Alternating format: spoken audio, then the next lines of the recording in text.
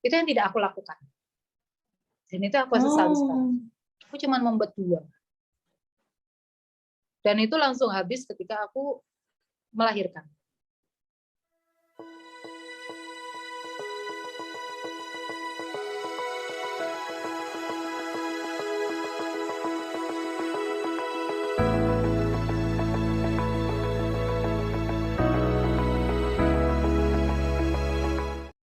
Halo, selamat datang di channel YouTube aku, Putri Muli. Di video kali ini, aku akan ngobrol bareng dengan salah satu teman aku, namanya Krista. Kami akan ngobrol bareng, topiknya tentang mempersiapkan finansial di masa kehamilan dan melahirkan. Kenapa aku tertarik banget untuk ngajakin ngobrol dia tentang topik ini? Karena aku sendiri masih kurang nih informasi-informasi apa aja sih yang perlu dipersiapkan di masa kehamilan dan melahirkan, terutama dari segi finansial, karena aku ingin banget mempersiapkan masa-masa yang cukup penting itu dengan sangat baik. Jadi aku ingin menggali lebih dalam dari salah satu teman aku ini, sahabat aku, yang udah pengalaman melahirkan seorang putra gitu ya, dan mungkin pengalamannya bisa sangat inspiratif buat aku dan buat kamu yang lagi nonton video ini. Oke, langsung aja kita panggilkan teman aku, Puspa Prista Desianti. Halo, Prista. Halo. Apa kabar? Baik. Gimana Twin pagi ini? Di sini hujan loh, mendung. Oh, di sini cerah banget. Oh ya? Iya. Di sini dari pagi aku bangun tidur masih udah hujan, hawanya jadi sejuk-sejuk sandu gitu. Pengen bobo. Pengen bobo, pengen kelon. Kabar Twin sehat? Alhamdulillah sehat. Oh iya, sehat ini Bapak Lutfi dan Giansa.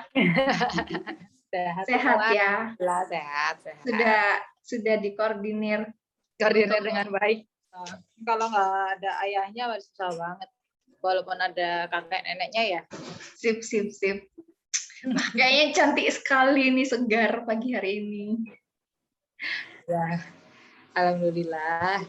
Iya. Sederhana aja sih aku tadi. Masa sih segar? Makasih ya. Oh iya benar. Apa sih rahasianya? Enggak, aku cuma sederhana aja tadi, cepet-cepetan habis mandi, cuman pakai blush on doang. Emang tapi enak-enak banget sih. Pakai blush on apa itu? Udah sampai kayak gini. Ini udah setahun loh aku pakai. Iya. Aku juga pakai itu ini. Iya, enak ya? Iya, enak banget. Iya. Terus kan warnanya juga menor kan. Betul. Enak banget, dia light, gampang diaplikasiin. Sama aku matanya cuman pakai ini doang sih. Eyeshadow. Iya, ini enak banget eyeshadownya. Kelihatan nggak? Kelihatan. Wih. Cepet loh kita dandan kalau pakai Jafra ini, cepet semua. Apalagi ini ya, udah punya anak 1 jadi harus ringkes. Nggak bisa lama-lama, biasanya kan abis ini di ombre ini lama banget kan. Oke. BTW Twin, kita akan ngobrol bareng tentang persiapan finansial ya di masa kehamilan dan melahirkan. Kalau Prista sendiri mungkin bisa di-sharingkan sudah menikah berapa tahun, kemudian juga udah melahirkan tahun berapa? Pernikahanku itu Agustus 2018, berarti sekarang udah 3 tahun ya? Iya, udah 3 tahun. Gak kerasa ya? Gak kerasa, 3 tahun yang penuh dengan lika-liku. Dan anakku itu umur mau 2 tahun. Jadi aku tahun 2019 pertengahan April itu aku hamil dia yang pertama kali. Akhirnya tanggal 30 Januari 2020 gitu. Sejak anak lahir itu semua kayak di reset. Hidup kita itu gimana tuh? Iya, hidup kita tuh semua di reset. Yang membuat kenapa sebagian orang itu bilang ketika melahirkan hidupnya berubah total.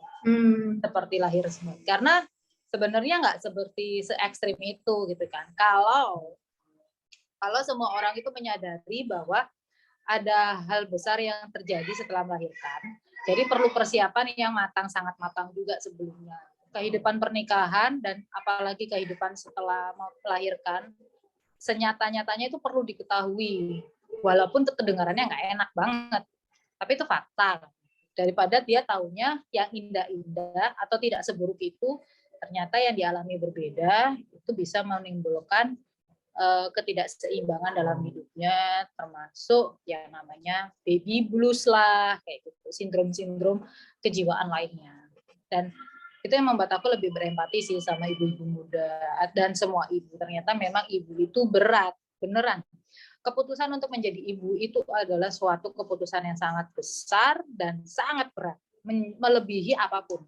Melebihi ketika pekerjaanku dulu sebagai profesional marketing ya. Jadi benar-benar memasuki tahap menjadi calon orang tua, khususnya calon ibu itu betul-betul keputusan yang sangat besar ya, dan harus persiapannya harus matang gitu. Benar, persiapan apapun terutama finansial sih. Mungkin karena di masyarakat kita ini tidak terbiasa untuk berpikir logik ya, atau dihadapkan pada sesuatu yang realistis. Jadi finansial itu dianggap sebagai tabu untuk dibicarakan. Seakan-akan kalau kita membicarakan finansial itu seakan-akan matre atau berorientasi pada dunia saja kayak gitu kan. Memang finansial atau dalam hal ini uang itu memang bukan segalanya dalam hidup, tapi segalanya butuh uang, ya kan? Memang dia tidak bisa membeli kebahagiaan, tapi kebahagiaan itu bisa datang jika keadaan finansial itu aman. Nah, bayangkan jika kamu belum beres dengan finansialmu, kamu masih kepikiran besok mau masak apa, makannya beli di mana, uang tinggal berapa, belum lagi kalau anakmu susah makan, kamu harus bereksperimen terus dengan menu-menu makanan kan, dan untuk menyediakan makanan yang selalu ada itu kan butuh uang kan untuk belanja. Jadi memang kebebasan finansial itu penting untuk dipersiapkan dan tidak usah merasa tabu sih untuk itu. Jadi kalau ada yang bilang, aku belum siap menikah karena aku belum merasa mapan. It's okay, itu tidak salah. Karena memang dia melihat secara real kehidupan itu di dalam kehidupan dia masa lalu. Entah dia melihat orang tuanya, atau dia melihat kehidupan kakaknya sudah menikah duluan, bahwa kehidupan itu berat. Gitu. Jadi itu benar, itu tidak bisa disalahkan. Kan bisa dicari kalau kamu mencari kemapanan itu tidak pernah ada. Jadi kamu kapan? Oh, itu tidak bisa dilakukan seperti itu. Gitu. Kalau kita fokus, kemapanan itu akan kita raih. Begitu lagi ketika aku melahirkan. Wah, melahirkan itu nggak triple up loh. Ketika kita menikah, ada satu pasangan baru kan, satu orang dalam keluarga kita, kebetulan memang double up. Tapi ketika kita melahirkan, itu tidak triple up. Itu bisa beribu-ribu kali, lebih banyak. Itu. Karena anak itu membuat kebutuhan banyak tidak terduga. Itu akan menjadi komplikasi dan itu yang harus disiapkan. Kalau kita tidak siap menghadapi itu dengan pekerjaan kita saat itu perlu jadi lampu merah atau highlight. Bagaimana aku menyikapinya? Nggak bisa, udahlah gampang nanti rezeki anak itu ada. Memang setiap manusia itu sudah ada rezekinya. Tapi rezeki itu tidak kemana-mana kalau kita tidak jemput. Jadi peran seorang ibu itu benar-benar udah maksimal ya? Iya, dan ketika kamu menjadi perempuan ya terutama. Seakan-akan perempuan itu kan ketika bentuknya itu rapuh, lemah kayak gitu. Tapi ketika kita menjadi ibu, kita tuh harus serba bisa. Serba bisa menjadi menteri ekonomi, serba bisa menjadi guru, serba bisa menjadi menteri kesehatan, serba bisa menjadi chef terkenal kayak gitu. Serba bisa menjadi apa lagi ya? Menteri Keuangan. Menteri Keuangan, teman bermain gitu kan. Suaminya bertanya, kok masakannya ini aja? Lah, bapak ngasihnya itu segitu aja, gitu kan. Itu seakan-akan uang yang diberikan itu harus mencukupi seluruh dunia. Beruntunglah aku punya privilege bisa mendapatkan pendidikan sampai S1. Tapi kan tidak semua seperti itu dan pikiran yang terbuka itu diperlukan. Jangan ketika kita mendengar pengalaman orang kita langsung bilang lebay, apa itu namanya pikiran tertutup. Itu akan merugikan kita sendiri. Denial. Itu yang aku lakukan dulu karena aku dulu begitu pun. Jadi aku terlalu terlalu tidak realistis gitu, atau berusaha mendenial realita. Jadi aku merasa bahwa pernikahan itu tidak seburuk itu, karena orang tua aku mapan, tidak ada, aku tidak melihat mereka struggle di bidang ekonomi gitu. Jadi aku meremehkan, oh nggak ada, maksudnya ya yang penting aku bekerja, aku pasti bisa mencukupi gitu. Karena belum mengalami. Aku tidak mengalami langsung, jadi kan seakan-akan itu lebay. Ternyata ketika aku menikah dan aku pede kan, oh suamiku bekerja di tempat perusahaan yang layak, penghasilannya di atas UMR gitu kan, cukup lah. Dan aku melihat dulu orang tuaku bulanannya habis segini, dikonversikan ke zaman sekarang penghasilan suamiku aja segini cukup lah gitu kan. Ternyata enggak, ternyata situasinya tidak sama. Apalagi ada pandemi gitu kan, aku resign, jadi semua chaos, dan aku seperti mendapat apa, Tuhan itu seperti menghukumku atas semua perkataanku zaman dulu yang meremehkan kehidupan, seperti itu. Tapi Tuhan maha baik ya, Tuhan tidak melakukan itu, bukan menghukum, tapi lebih tepatnya memberikan pelajaran. Kamu kan tidak pernah membuka pikiranmu nih dulu waktu muda, sehingga kamu berkata yang sangat meremehkan seperti itu. Ini coba incipin kehidupan yang kamu remehkan dulu, kayak gitu. Jadi kedewasaan berpikir dari awal atau sebelum menikah itu memang perlu. Jadi benar-benar harus dipikirkan. Nah, sebenarnya menikah itu tidak ada istilah terlambat. Orang-orang di Korea yang sudah 40 tahun baru menikah, mereka tidak mau melahirkan generasi yang lemah gitu loh. Mereka takut tidak bisa memberikan atau menghasilkan keturunan yang excellent. Anak itu kan sebenarnya harapan. Kelahiran anak itu harapan. Tidak hanya harapan orang tuanya, tidak hanya harapan keluarganya, tapi harapan negara.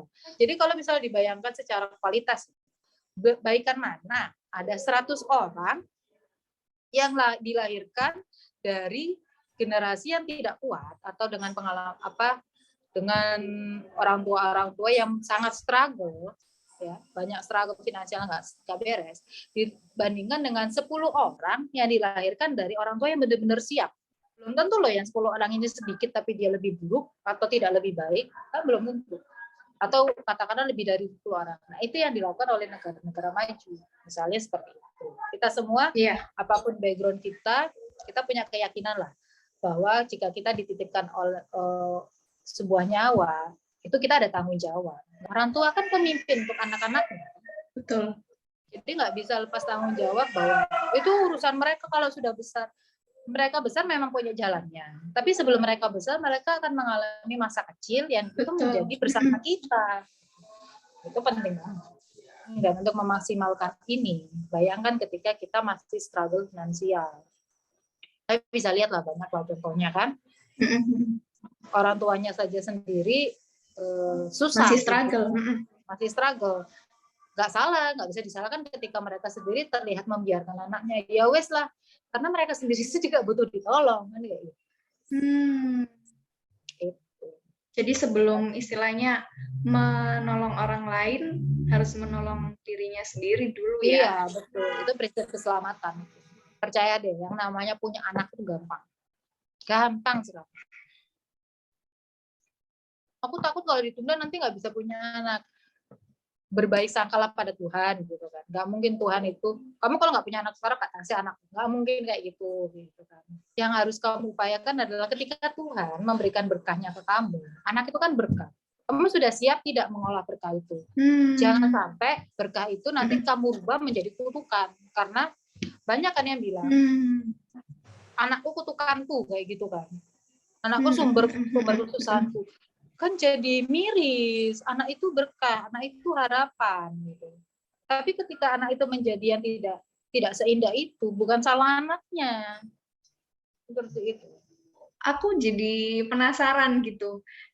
Kira-kira apa aja sih kalau bisa dirinci gitu ya Twin ya? Kalau bisa dirinci itu apa aja gitu yang harus kita persiapkan mulai dari masa-masa itu gitu. Apa yang kira-kira mungkin kamu kemarin masih kurang mempersiapkan yang mana aja gitu, mungkin bisa di-sharingkan juga. Kalau aku dari pengalamanku tabungan emergensi sih. Jadi aku tuh dulu sudah membuat tabungan, tapi ternyata itu kurang. Jadi kita harus membagi tabungan kita itu menjadi 3 pos atau 3 kantong. Ya? Minimal 3. Satu adalah tabungan untuk kebutuhan. Yang kedua adalah kebutuhan tabungan untuk berlibur. Dan 3 adalah tabungan emergensi. Kalau aku cuma mampu 1 nih, itu artinya itulah di situ kemampuanmu gitu. Kamu belum bisa membuat 3 ini. Harus kamu pikirkan. Mulailah dari gaji pertamamu untuk membentuk ini, pos tabungan ini. Bisa jadi dari penghasilanmu yang kamu pakai itu cuma 30% untuk kebutuhan. 70%-nya kamu tabung. Karena 70% ini akan kamu bagi menjadi 3 pos. Itu yang tidak aku lakukan. Dan itu aku sesali sekarang. Aku cuma membuat 2. Dan itu langsung habis ketika aku melahirkan. Oh, jadi semua kepake buat. Iya. Itu pengaruh nggak sih, Twin? Kadang kan ada metodenya yang normal sama yang sesar itu juga beda lagi. Iya, makanya ketika kamu hamil ya, ini hitungan kasar ya. Rata-rata kehamilan itu selama proses kehamilan 40 minggu itu kamu butuh totalnya 10 juta. Khusus medis doang itu ya. Jadi ketika kamu hamil ada kebutuhan kontrol, biaya dokter, USG, vitamin. Itu rata-rata setiap kunjungan itu sekitar 600.000. Spesialis kandungan. Ya itu bisa lebih murah lagi kalau kamu pilih di puskesmas atau ke bidan. Nah, lebih baik lagi kalau kamu bisa menempuh jalur BPJS, bisa memanfaatkan fasilitas BPJS. Aku dulu itu bisa ya? Bisa. Jadi memang kan pemerintah kita punya program kan, lewat BPJS. Itu bisa dimanfaatkan gratis sama sekali, itu bisa. Tapi memang effort. Untuk mendapatkan gratis itu effort. Misalnya kamu hanya bisa berobat pada bidan. Oh, ada tingkatannya ya? Ya, Paskes itu ya? Paskes, kamu harus ke paskes 1 dulu. Yang kamu harus ngantri atau mungkin datang lebih pagi gitu kan. Kamu nggak bisa milih banyak untuk rumah sakit. Kalau kamu memang baik-baik saja, ya kamu akan lahiran di bidan gitu. Ya nggak apa-apa.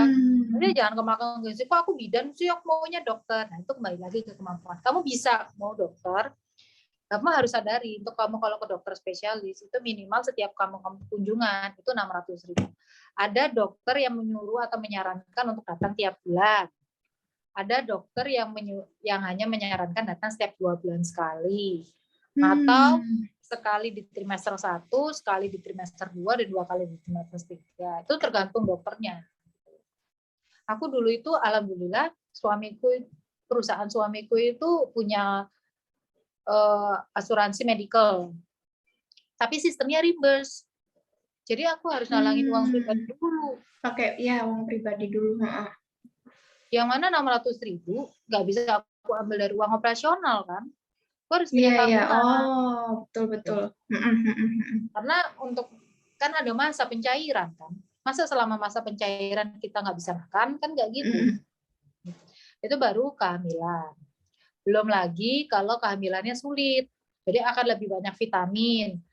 Cek lab itu banyak loh. Cek labnya orang hamil itu mahal banget. Apa aja itu yang dicek? Aku lupa, tapi mahal-mahal. Bisa sampai jutaan. Kamu juga kemarin kayak gitu, Teh? Aku ya, alhamdulillah aku kehamilan ya bisa memaksimalkan kehamilanku dengan support dari suami gitu kan. Dengan sebelumnya kan aku ya ada tabungan kayak gitu. Jadi memang aku dari awal ingin seperti itu. aku pengen kehamilanku, aku hanya fokus pada kehamilan gitu. Tapi yang aku tidak fokus itu pada kelahirannya. Aku lupa mempersiapkan kelahiran. Oh, yang budget tadi tuh? Bukan cuma budget, iya budget tabungan. Tabungan. Jadi ketika aku hamil, aku bisa memaksimalkan itu karena kan suami reimburse ya.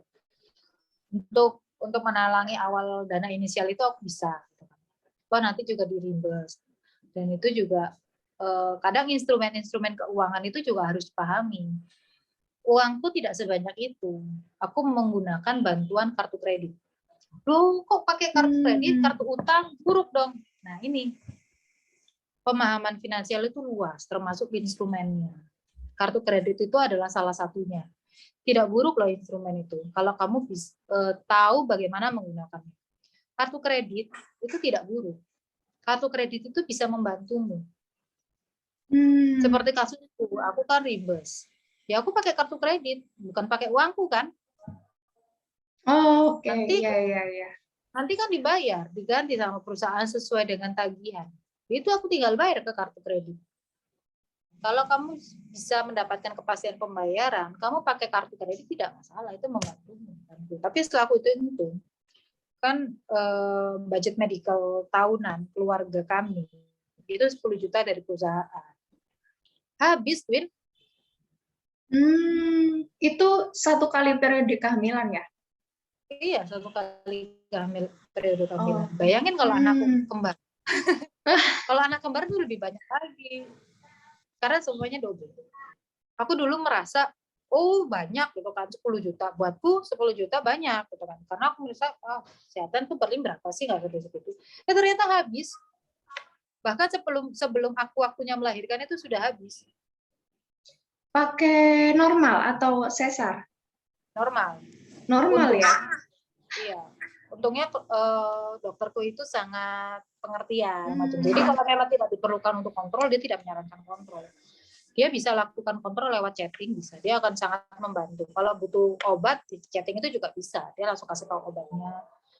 Dan alhamdulillah aku normal. Dari awal sudah dipastikan ini normal kan dok, maksudnya baik-baik saja. Aku berjuang normal. Dan ketika mau melahirkan atau sebelum melahirkan memang ada suara-suara yang mengatakan normal itu sakit. Dia bilang, kalau aku sih nggak punya duit kok gaya. Ya udahlah normal. Gak usah gaya-gayaan ya, sesuai kemampuan. Iya, ya udahlah kalau misalnya nggak punya duit ya sudah harus nahan rasa sakit. Tapi ternyata ya sesar tidak lebih enak, sama malah sakitnya lebih panjang, biayanya lebih banyak gitu kan. Itu nggak kesakitan juga kalau nanggung biaya banyak, kan kepikiran biaya juga. Aku kemarin waktu melahirkan, aku sudah siap dana 10 juta. Ternyata biaya melahirkan tuh 15 juta. Oh, oke. Bingung kan? Itu yang diganti cuma 8 juta.